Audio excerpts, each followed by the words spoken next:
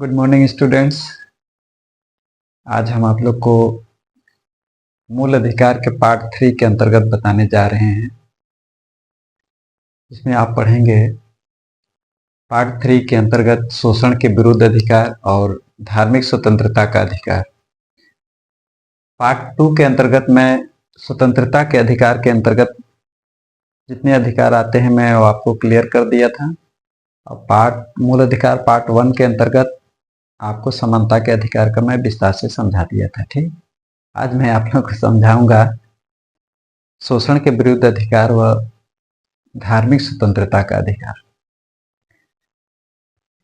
थोड़ा सा मैं बैक ले चलूंगा आप लोगों को। इसे याद रखिए कि मूल अधिकार अमेरिका के संविधान से लिया गया है। भारतीय संविधान में भारतीय संविधान में 7 प्रकार के मूल अधिकार प्रदान किए गए थे, किंतु संविधान के 44वें संविधान संशोधन के द्वारा संपत्ति के अधिकार को मूल अधिकार की श्रेणी से बाहर निकाल दिया गया है। इस प्रकार अब भारतीय संविधान में नागरिकों को केवल 6 मूल अधिकार प्राप्त है। मूल अधिकार को मौलिक अधिकार भी कहा जाता है। ठीक, मूल अधिकार को मौलिक अधिकार इसलिए भी कहा जाता है क्योंकि इन्हें संविधान के द्वारा सुरक्षा प्रदान किया गया है। यदि किसी नागरिक का मौलिक अधिकार का सरकार हनन करती है या राज्य के द्वारा हनन किया जाता है तो आप मौलिक अधिकार की रक्षा करने के लिए अनुच्छेद 226 के अंतर्गत आप उच्च न्यायालय में जा सकते हैं। और अनुच्छेद 32 के तहत आप सीधे उच्चतम न्यायालय अर्थात सर्वोच्च न्यायालय में जा सकते हैं। यही कारण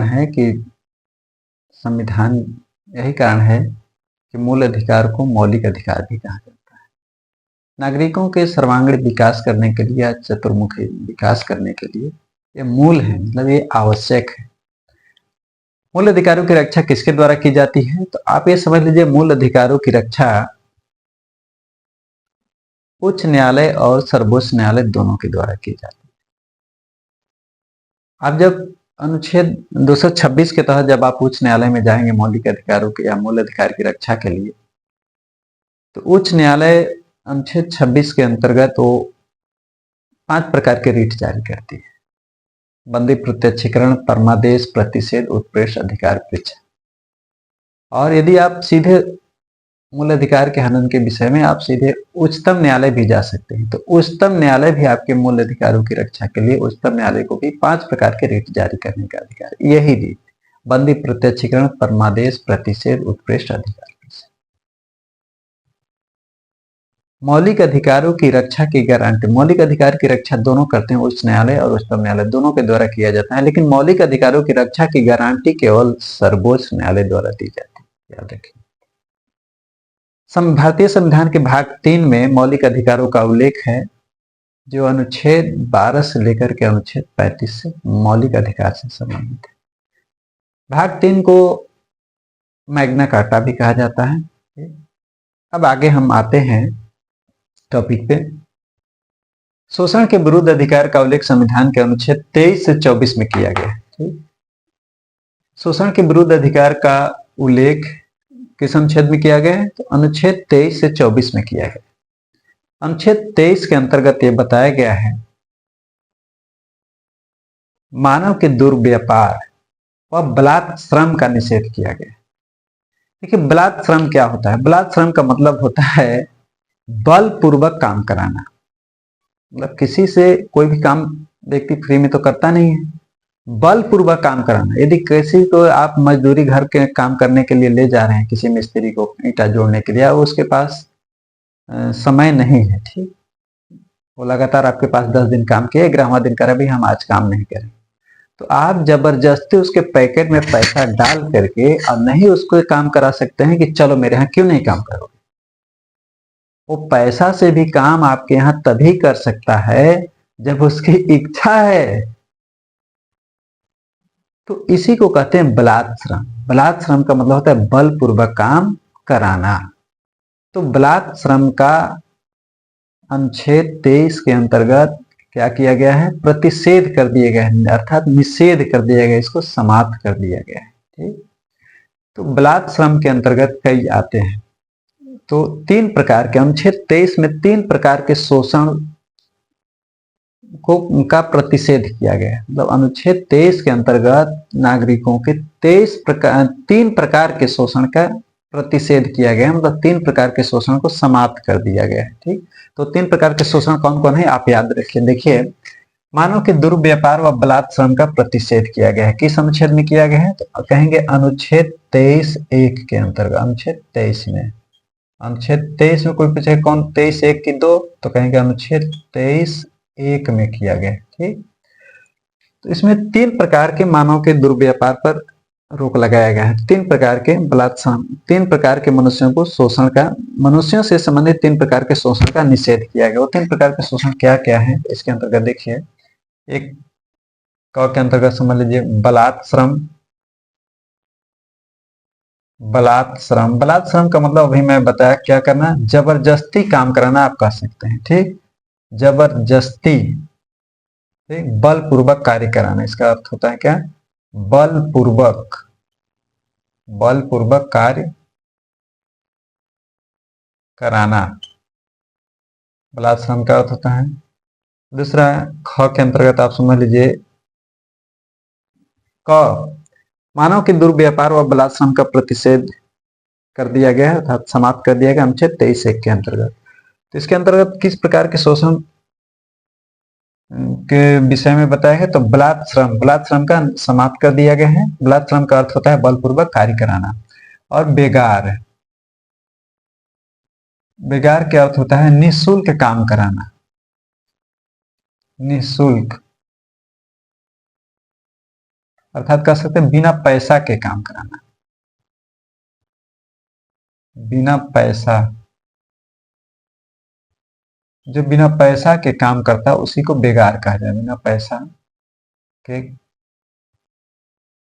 काम कराना या बिना पैसा के काम करना क्या कहलाता है? बेगार करता है। जो बिना पैसा के काम करता है उसी को बेगार कहा जाता है। ग के अंतर्गत देखिए एक और है जिसको रोक को समाप्त कर दिया गया है, मानव व्यापार पर रोक लगा दिया गया है। मानव व्यापार, मानव व्यापार का मतलब है किसके अंतर्गत? विशेष रूप से महिलाओं के व्यापार, महिलाओं को ही बहला फुसला करके बेच दिया जाता है और अनैतिक कामों में उन्हें ढकेल दिया जाता है। महिलाओं व बच्चों को, इसके अंतर्गत महिलाओं व कौन आएंगे? बच्चों, जिसके बाल बच्चे नहीं होते हैं तो बच्चों को चुरा कर भी बेच दिया जाता है। तो अब ये समझ लीजिए कि मानव के दुर्व्यापार व बलात् श्रम का क्या कर दिया गया? अनुच्छेद 23 के अंतर्गत निषेध कर दिया गया है। ठीक, अनुच्छेद 23 के अंतर्गत 3 प्रकार के निषेध किया गया है कामों को। एक बलात् श्रम का निषेध कर दिया गया है, बलपूर्वक किसी से काम आप नहीं करा सकते हैं। फिर बेगार आप नहीं करा सकते हैं, किसी को बिना पैसा के काम नहीं करा सकते हैं। ठीक, बेगार बिना पैसा के नहीं काम करा सकते हैं। फिर मानव के दुर्व्यापार पर भी रोक लगा दिया गया है। दुर्व्यापार का मतलब होता है कि मनुष्यों के दुर्व्यापार मतलब गलत तरीके से व्यापार नहीं कर सकते हैं। मनुष्य को बेच नहीं सकते हैं। इसके अंतर्गत महिलाओं को खरीद करके बेच नहीं सकते हैं या उसको झूठा झांसा देकर तुमको 20 लाख, जैसे नेपाल की लड़की है या पाकिस्तान के है, कहें अब वहां के या नहीं यहाँ के हैं, यहाँ के कोई कह दिया कि नहीं चलो बम्बई में तुमको काम लगवाते हैं 1 लाख रुपए महीना। तो इस तरह से गलत बहला फुसला करके लोग ले जाते हैं और अनैतिक कामों में ढकेल देते हैं वहां पे। तो इस तरह से जो भी व्यक्ति पकड़ा, इस सब तरह के निषेध कर दिया गया है। मानव व्यापार मतलब महिलाओं और बच्चों को इस तरह के यदि आप काम करते हैं तो उसके मौलिक अधिकार का हनन करते हैं और उसको खिलाफ कानूनी कार्रवाई की जाती है। ठीक, तो मनुष्यों के क्रय विक्रय मतलब महिलाओं और बच्चों को विशेष रूप से प्रतिषेध कर दिया गया, आप क्रय विक्रय नहीं कर सकते हैं। क्रय विक्रय पे रोक लगा दी गई है। किस अनुच्छेद के अंतर्गत? अनुच्छेद 23(1) के अंतर्गत। ठीक, तो प्रश्न आता है कि मनुष्यों के क्रय विक्रय पर रोक किस अनुच्छेद के अंतर्गत लगाया गया है? तो आप बताएंगे अनुच्छेद 23(1) के अंतर्गत। या बलात् श्रम का निषेध किस अनुच्छेद के अंतर्गत किया गया है? तो अनुच्छेद 23(1) के अंतर्गत। बेगार का निषेध किस अनुच्छेद के अंतर्गत किया गया है? तो अनुच्छेद 23(1) के अंतर्गत। हाँ, किंतु एक चीज है कि सरकार सार्वजनिक कामों के लिए, राज्य द्वारा सार्वजनिक कामों के उद्देश्य से, सार्वजनिक उद्देश्य से वह नागरिकों के ऊपर जो है निःशुल्क काम करने के लिए वह आरोपित कर सकती है नागरिकों को। तो वहां पे यदि निःशुल्क काम करवाती है, राज्य द्वारा किसी तरह के नाम काम करवाया जाता है, तो वहां पे भेदभाव नहीं किया जाएगा किसी वर्ग के साथ। तो वह काम यदि ओबीसी के लड़का करता है, ओबीसी के मजदूरों द्वारा किया जाता है, तो सामान्यों के द्वारा किया जाएगा, एससी एसटी सबके द्वारा किया जाता है। वहां जाति के आधार पर, धर्म के आधार पर राज्य जब किसी के सार्वजनिक उद्देश्य की पूर्ति के लिए नागरिकों पर जब वह कोई काम आरोपित करता है, तो वह सबको करने होते हैं, तो यह बेकार के अंतर्गत नहीं आएगा। ठीक है, यह अनुच्छेद 23(2) के अंतर में इसका उल्लेख किया गया है। अब आगे देखिए है दूसरा, कारखानों में बालकों के नियोजन का प्रतिषेध। अनुच्छेद 24 के अंतर्गत, किस अनुच्छेद के अंतर्गत? 24 के अंतर्गत, अनुच्छेद 24 के अंतर्गत, अनुच्छेद 24 के अंतर्गत कारखानों में बालकों के नियोजन का प्रतिषेध किया गया है। मतलब कि अनुच्छेद 24 में कहा गया है कि जोखिम भरे स्थानों पर, ठीक, या कारखानों में ऐसे स्थान जहां पे जोखिम भरे है, वहां 14 वर्ष से कम आयु के बच्चों से काम का निषेध कर दिया गया है। जोखिम भरे स्थानों पे, तो जोखिम भरे कारखानों भी है, खानों भी है, ठीक, या कोयला के खदानों है, वहां भी जोखिम भरे स्थानों पे बच्चों से, 14 वर्ष से कम आयु के बच्चों से काम का निषेध कर दिया गया है। यह काम नहीं कराया जा सकता है। अब तो सरकार नया कानून बना करके 14 वर्ष से कम आयु के बच्चों से भी, मतलब अब किसी भी प्रकार के बच्चों से किसी भी स्थान पर काम नहीं करा सकते। इस आर्टिकल्स के अंतर्गत जोखिम भरे स्थानों पे काम का प्रतिषेध किया गया है, लेकिन अब नया कानून बना करके अब 14 वर्ष से कम आयु के बच्चों से आप कहीं भी काम नहीं करवा सकते। अब आगे आते हैं धार्मिक स्वतंत्रता के अधिकार। धार्मिक स्वतंत्रता के अधिकार का उल्लेख, चौथा मौलिक अधिकार है या मूल अधिकार। धार्मिक स्वतंत्रता के अधिकार का उल्लेख अनुच्छेद 25 से 28 में किया गया है। तो अनुच्छेद 25 में क्या है, ये आप समझ लीजिए। अनुच्छेद 25 में अंतःकरण की स्वतंत्रता प्रदान की गई है। अंतःकरण की स्वतंत्रता या धर्म को अबाध रूप से मानने की स्वतंत्रता, या किसी भी धर्म को प्रचार करने की स्वतंत्रता, धर्म को अबाध रूप से मानने, आचरण करने या प्रचार करने की स्वतंत्रता प्रदान की गई है। किस अनुच्छेद के अंतर्गत? तो अनुच्छेद 25 के अंतर्गत। यहाँ तक कि सिखों के द्वारा कृपाण धारण करना या तलवार लेकर चलना या धारण करना, कृपाण धारण करना या कृपाण लेकर चलना सिखों की धार्मिक स्वतंत्रता का अंग माना गया है। ठीक,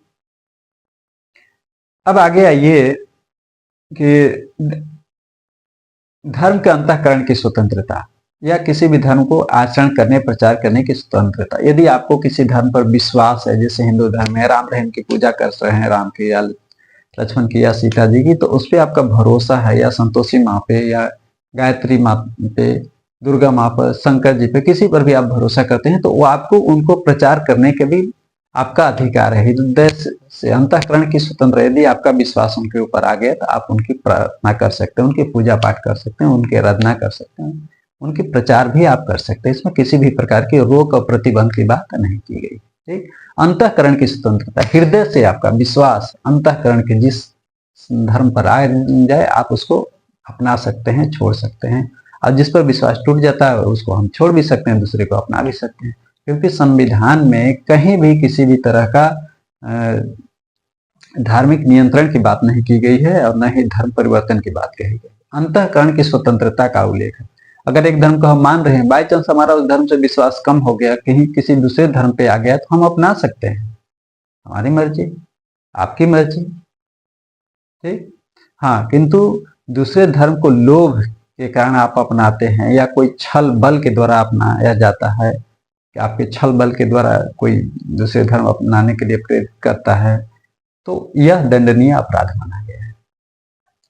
तो आप ये देखिए, अंतःकरण की स्वतंत्रता की इस अनुच्छेद के अंतर्गत प्रदान की गई है। तो अनुच्छेद 25 के अंतर्गत धार्मिक धर्म को अबाध रूप से मानने व आचरण तथा प्रचार करने की स्वतंत्रता किस अनुच्छेद के अंतर्गत प्रदान की गई है? तो भी अनुच्छेद 25 के अंतर्गत। अनुच्छेद 26 में क्या उल्लेख है? तो धार्मिक कार्यों की प्रबंध की स्वतंत्रता का उल्लेख अनुच्छेद 26 में है। अंतःकरण की स्वतंत्रता, धर्म को अबाध रूप से मानने व आचरण करने व प्रचार करने की स्वतंत्रता का उल्लेख किस अनुच्छेद के अंतर्गत है? तो ये अनुच्छेद 25 किस अनुच्छेद में है? तो बताएंगे अनुच्छेद 25 के अंतर्गत आता है। किसी भी धर्म को मानने व आचरण करने और प्रचार करने की स्वतंत्रता प्रदान की गई है अनुच्छेद 25 के अंतर्गत। सिखों द्वारा कृपाण धारण करना अनुच्छेद 25 के अंतर्गत ही उनकी धार्मिक स्वतंत्रता का अंग माना गया है। धार्मिक कार्यों के प्रबंध की स्वतंत्रता, यदि आप किसी भी धर्म को अपनाए हैं, हिंदू धर्म से संबंधित है, इस्लाम धर्म से संबंधित या सिख धर्म से संबंधित है, तो उन कार्यों को प्रबंध करने का आपको अधिकार दिया गया है। आप अगर हिंदू धर्म से संबंधित है, रामलीला थी, दुर्गा पूजा मनाना है तो दुर्गा पूजा कैसे मनेगा, पैसा कहाँ से आएगा, प्रबंध कैसे होगी, वो सब चीज आपको अधिकार दिया गया है, अधिकार है। धार्मिक कार्यों के प्रबंध की, यदि कोई मुस्लिम है वो उनका क्या बोलते हैं मुहर्रम आ रहा है तो मुहर्रम कैसे निकाला जाएगा, क्या प्रबंध की जाएगी, कितने खर्च आएंगे, आप कैसे प्रबंध किया जाएगा, ये उनकी कमेटी तय कर सकती है। तो धार्मिक कार्यों के प्रबंध की स्वतंत्रता का उल्लेख किस अनुच्छेद में है? तो आप बताएंगे अनुच्छेद 26 में है। किस अनुच्छेद में है? अनुच्छेद 26 में। फिर धार्मिक अभिवृद्धि के लिए कर समुदाय की स्वतंत्रता, इसका उल्लेख किस अनुच्छेद में है? तो अनुच्छेद 27 में है। अनुच्छेद 27 धार्मिक अभिवृद्धि के लिए कर समुदाय की स्वतंत्रता। इसका तात्पर्य यह है कि राज्य के द्वारा किसी विशेष धर्म की उन्नति के लिए, किसी विशेष धर्म को प्रोत्साहन करने के लिए किसी भी प्रकार का कर आरोपित नहीं किया जाएगा। ठीक? और हाँ, किंतु जिस धर्म से संबंधित व्यक्ति है, यदि किसी धर्म से वह बिलोंग करता है, तो उस धर्म की अभिवृद्धि करने के लिए या उस धार्मिक कार्यों को प्रबंध करने के लिए उस धर्म से संबंधित व्यक्तियों से चंदे के रूप में आरोपित किए जा सकते हैं। किसी विशेष कार्यों को करने के लिए किसी विशेष धर्म से संबंधित व्यक्तियों को उस धर्म की अभिवृद्धि करने के लिए उस धर्म से संबंधित व्यक्तियों से चंदे की उगाही की जा सकती है, जिससे वह बिलोंग करता है। इसमें स्वतंत्रता प्रदान की गई, किंतु जबरदस्ती नहीं की जा सकती है। चंदा आपको लेने के अधिकार है किसी धर्म को, त्योहार को मनाने के लिए, तो उसमें उसकी इच्छा के ऊपर है, जो दे दे, जो आप ले ले, जोर जबरदस्ती नहीं कर सकते। अब देखिए आगे है चौथा, कुछ शिक्षण संस्थाओं में धार्मिक शिक्षा या धार्मिक उपासना में उपस्थित होने के बारे में स्वतंत्रता।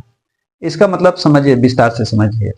कुछ शिक्षण संस्थाओं में धार्मिक शिक्षा या धार्मिक उपासना में उपस्थित होने के बारे में स्वतंत्रता प्रदान की गई है। किस अनुच्छेद के अंतर्गत? तो इसका उल्लेख अनुच्छेद 28 के अंतर्गत है। किस अनुच्छेद में है? तो अनुच्छेद 28 में है। इसमें देखिए दो बातें कही गई। क्या? पहला कि कुछ शिक्षण संस्थाओं में धार्मिक शिक्षा या धार्मिक उपासना में उपस्थित होने के बारे में स्वतंत्रता किस अनुच्छेद के अंतर्गत प्रदान की गई है? तो अनुच्छेद 28 के अंतर्गत। ध्यान से सुनिएगा इसको, नहीं तो एक्सप्लेन नहीं कर पाएंगे। कुछ शिक्षण संस्थाओं में धार्मिक शिक्षा, मतलब ये कहा गया है संविधान के अनुच्छेद 28 में कहा गया है कि ऐसे शिक्षण संस्थान, देखिए शिक्षण संस्था दो तरीके की होती है। एक पूर्ण रूप से राज्य पोषित होती है, राज्य द्वारा होता है, मतलब सरकारी जमीन पर सरकार के पैसे से बिल्डिंग बने हो और जिसमें सरकार के द्वारा ही पूरे अध्यापकों का पैसा दिया जाता है। ठीक, ये होता है पूर्ण सरकारी। एक होता है निजी प्रबंधकों द्वारा विद्यालय खोला जाता है किंतु सरकार उसको मान्यता देती है। तो ये समझ लीजिए कि कुछ शिक्षण संस्थाओं में धार्मिक शिक्षा की मनाही की गई है। तो किस शिक्षण संस्थाओं में धार्मिक शिक्षा की मनाही की गई है? तो ऐसे शिक्षण संस्थान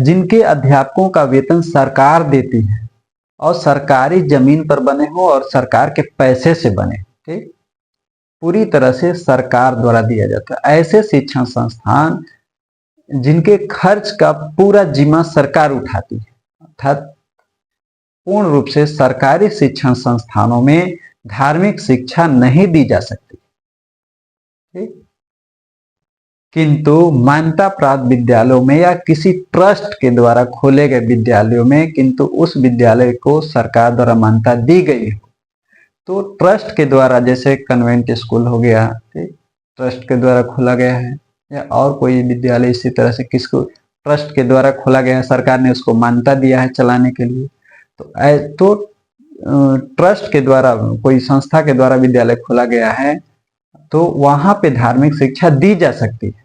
किंतु यदि वहां छात्र अवयस्क है, मतलब 18 साल से कम उम्र के बच्चे हैं, तो वहां पे धार्मिक उपासना में उपस्थित होने के बारे में स्वतंत्रता, देखिए टॉपिक है धार्मिक उपासना में उपस्थित होने के बारे में स्वतंत्रता। यदि ऐसे विद्यालय जो किसी ट्रस्ट के द्वारा खोले गए हैं, ठीक, किसके द्वारा खोले गए हैं, तो किसी ट्रस्ट के द्वारा खोले गए हैं, और जिनकी वहां पे नियुक्त अध्यापकों का वेतन वो ट्रस्ट के द्वारा दिया जाता है, तो वहां पे धार्मिक उपासना में उपस्थित होने के बारे में उनको स्वतंत्रता प्रदान की गई। मतलब कहने का ये कि जो ऐसे विद्यालय जो किसी ट्रस्ट के द्वारा खोले गए हैं, तो वहां पे धार्मिक निर्देश या धार्मिक शिक्षा दिए जा सकते हैं, या धार्मिक उपासना में उपस्थित वो हो सकते हैं विद्यार्थी वहां के। तो कौन हो सकते हैं? जिनकी उम्र 18 साल से अधिक हो, या जिनकी उम्र 18 साल हो गई है, वो विद्यार्थियों की इच्छा पर है कि वो ऐसे धार्मिक उपासना में उपस्थित हो कि न हो, उनकी इच्छा पर, जबरदस्ती उनको उपस्थित नहीं करवाया जा सकता है। और ऐसे बच्चे जो, ऐसे विद्यालय जो ट्रस्ट के द्वारा ही खोले गए हैं, किंतु ऐसे छात्र जो 18 साल से कम उम्र के बच्चे के हैं, कम उम्र के हैं, तो उन बच्चों को उपस्थित होना उनकी अभिभावकों पर निर्भर करता है कि उनकी अभिभावक यदि उनके परमिशन दे देते हैं उपस्थित होने के लिए, तो धार्मिक उपासना में वो उपस्थित हो सकते हैं। अब आप समझ गए होंगे कि किन विद्यालयों में धार्मिक शिक्षा नहीं दी जा सकती है और किन विद्यालयों में धार्मिक शिक्षा दी जा सकती है। अर्थात तो सरकार द्वारा, एक लाइन में समझिए कि सरकारी शिक्षण संस्थानों में धार्मिक शिक्षा की मनाही की गई है, अर्थात धार्मिक शिक्षा नहीं दी जा सकती है, ठीक। और किसी ट्रस्ट के द्वारा मान्यता प्राप्त विद्यालयों में धार्मिक शिक्षा दी जा सकती है, किंतु बच्चे के नाबालिग होने की परिस्थिति में या 18 साल से कम उम्र के होने की परिस्थिति में उनके अभिभावक की अनुमति आवश्यक होगी, ठीक। और ऐसे छात्र जो 18 साल से ऊपर के हो गए हैं, उनकी इच्छा पर निर्भर है कि वो उपस्थित हो भी सकते हैं और उपस्थित नहीं भी हो सकते हैं। यदि नहीं भी होते हैं तो भी उनको कोई किसी प्रकार के दबाव नहीं डाल सकता। इस तरह से मुझे विश्वास है कि आपको ये समझ में आ गया होगा। आज मैं शोषण के विरुद्ध अधिकार का उल्लेख मैं कर दिया, और फिर धार्मिक स्वतंत्रता के अधिकार का उल्लेख कर दिया अनुच्छेद 25 से 28 में। एक लाइन थोड़ा सा रिपीट मैं कर दे रहा हूँ। धार्मिक शोषण के विरुद्ध अधिकार का उल्लेख किस अनुच्छेद में किया गया है? तो कहेंगे अनुच्छेद 23 से 24 में। अनुच्छेद 23 में क्या है? तो आप बताएंगे कि मानव दुर्व्यापार व बलात् श्रम का निषेध किया गया है। अनुच्छेद 24 में क्या उल्लेख है? तो आप बताएंगे कि बालकों से, कारखानों में बालकों से काम का निषेध किया गया है, जिसके अंतर्गत 14 वर्ष से कम आयु के बच्चों के जोखिम भरे स्थानों पे काम पे नहीं लगाया जा सकता है, ठीक। अब तो सरकार द्वारा नया कानून बनाकर ये भी बना दी है कि 14 वर्ष से कम आयु के बच्चों से कहीं भी काम नहीं कराया जा सकता, ठीक। अनुच्छेद 25 में क्या प्रदान किया गया? फिर आप बताए धार्मिक स्वतंत्रता के अधिकार का उल्लेख किस अनुच्छेद में किया गया? तो धार्मिक स्वतंत्रता के अधिकार का उल्लेख अनुच्छेद 25 से अनुच्छेद 28 में किया गया है। और अनुच्छेद 25 में क्या उल्लेख है? तो आप बताएंगे कि अंतःकरण की स्वतंत्रता, अंतःकरण की स्वतंत्रता अनुच्छेद 25 में प्रदान की गई। किसी भी धर्म को अबाध रूप से मानने के व आचरण व प्रचार करने की स्वतंत्रता किस अनुच्छेद में प्रदान की गई? तो ये भी अनुच्छेद 25 के अंतर्गत प्रदान किया गया, ठीक। फिर धार्मिक कार्यों को प्रबंध करने की स्वतंत्रता का उल्लेख किस अनुच्छेद में है? तो कहेंगे अनुच्छेद 26 में है। करों के धार्मिक अभिवृद्धि के लिए कर समुदाय की स्वतंत्रता का उल्लेख किस अनुच्छेद में है? तो अनुच्छेद 27 में, अनुच्छेद 27 में उल्लेख किया गया है। फिर कुछ शिक्षण संस्थानों में धार्मिक शिक्षा की मनाही की गई है, किस अनुच्छेद के अंतर्गत? सरकारी शिक्षण संस्थानों में धार्मिक शिक्षा की मनाही की गई है, किस अनुच्छेद के अंतर्गत मनाही की गई है? तो अनुच्छेद 28 के अंतर्गत मनाही की गई है। इस किन शिक्षण संस्थानों में अनुच्छेद 28 के अंतर्गत धार्मिक शिक्षा दिए जा सकते हैं या धार्मिक उपासना में उपस्थित बच्चे हो सकते हैं? किसमें कहा गया है? तो ऐसे शिक्षण संस्थान जो ट्रस्ट के द्वारा खोले गए हैं, ठीक, वहां धार्मिक शिक्षा दिए जा सकते हैं या धार्मिक उपासना में बच्चे उपस्थित हो सकते हैं, किंतु यह उनकी इच्छा पर निर्भर है। यदि वो 18 साल के ऊपर के हैं, यदि वो नाबालिग हैं तो उनके अभिभावक के उपस्थित होने के लिए स्वीकृति आवश्यक होती है। तो इस तरह से आज मैं आप लोगों को समझा दिया फंडामेंटल ऑफ राइट अर्थात मौलिक अधिकार के विषय में। दो मैं बता दिया, शोषण के विरुद्ध अधिकार और धार्मिक स्वतंत्रता के अधिकार का उल्लेख। ठीक, अब नेक्स्ट अगले वीडियो में पार्ट 4 के अंतर्गत मैं इसके बाद वाली आपको समझा दूंगा। मुझे विश्वास है कि आपको समझ में जरूर आया होगा। आप मुझे कमेंट में तो इतना बता सकते हैं कि नहीं समझ में आ रहा है कि नहीं आ रहा है। ठीक, ऐसे लाइक के माध्यम से मुझे पता चल जाता है। ओके, अब हम बाय इतना ही समाप्त करते हैं। यदि अच्छे से नहीं दिख रहा होगा तो आवाज़ सुन करके आप नोट्स बनाइए, अच्छे से पढ़िए। मैं क्या बताऊं अपने बारे में, आप तो जानते ही मुझे, और नहीं तो फिर जान जाएंगे कुछ दिनों बाद। आप स्क्रीनशॉट ले लीजिएगा। मैं समाप्त करता हूं, अगले वीडियो में फिर मिलेंगे। बाय।